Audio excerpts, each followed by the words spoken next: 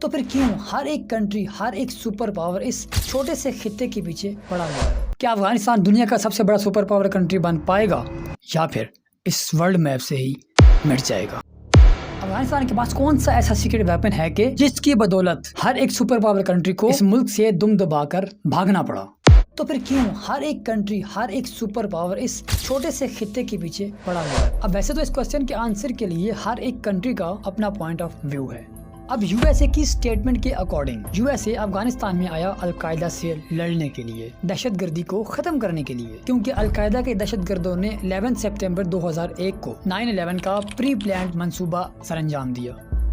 2001 سے 2021 تک افغانستان میں جنگ بازی کی، یوں کہیں کہ سروائیو کیا، لیکن آخرکار 30 اگست 2021 کو امریکہ نے اپنی فوج کو آفیشیل طور پر واپس بلا لیا۔ اب یہی کچھ لالچ رشیا کو بھی ہوئی کہ اگر ہم اس خطے پر قبضہ کر لیتے ہیں تو ایشیا کے اس پورے ریجن میں ہماری بادشاہت ہوگی، ہماری منمانی چلے گی۔ اب کچھ ایسے ہی منصوبے کے تحت 1979 کو رشیا نے اپنی فورسز کو افغانستان میں بھیجا۔ ایک لمبے عرصے تک سوویت یونین یعنی رشیا نے افغانستان پر قبضہ کرنے کے لیے رات دن ایک کر دیے، لیکن تقریباً 5 لاکھ افغانی شہریوں کو تباہ کرنے، ان کو ہلاک کرنے، ان کو شہید کرنے کے بعد بھی ان کا منصوبہ سر انجام نہ دے پایا۔ ایک لمبے عرصے تک سوویت یونین یعنی رشیا نے افغانستان کے اندر سروائیو کیا اور بہت ساری لاشیں بچھائیں۔ ایک اندازے کے مطابق 15 لاکھ سے زائد افغانیوں کو قتل کیا، شہید کیا، لیکن آخرکار بہت ہی مار دھاڑ کے بعد، بہت ہی قتل و غارت کے بعد سوویت یونین کو بھی یہاں سے دم دبا کر بھاگنا پڑا۔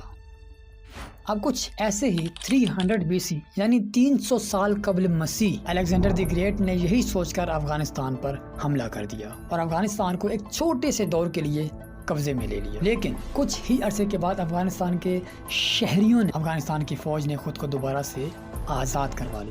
اب جیسا کہ ہر ایک کنٹری کا ایک سروائیونگ پیریڈ ہوتا ہے، اس سروائیونگ پیریڈ کے گزرنے کے بعد اس کنٹری پر آتا ہے ایک گولڈن ایج، اور افغانستان اپنے اس سروائیونگ پیریڈ کو اپروکس ختم کر چکا ہے اور اب افغانستان پر آ رہا ہے ایک گولڈن ایج۔ آج افغانستان میں تقریباً ہر طرح کی، ہر قسم کی انڈسٹری لگنے جا رہی ہے، ہر ایک بڑا بزنس مین افغانستان کا رخ کر رہا ہے۔ آج افغانستان کی ایڈوانس ملٹری ٹریننگ دیکھ کر واقعی انسان حیران رہ جاتا ہے۔ آج افغانستان ایک ابھرتا ہوا کنٹری ہے۔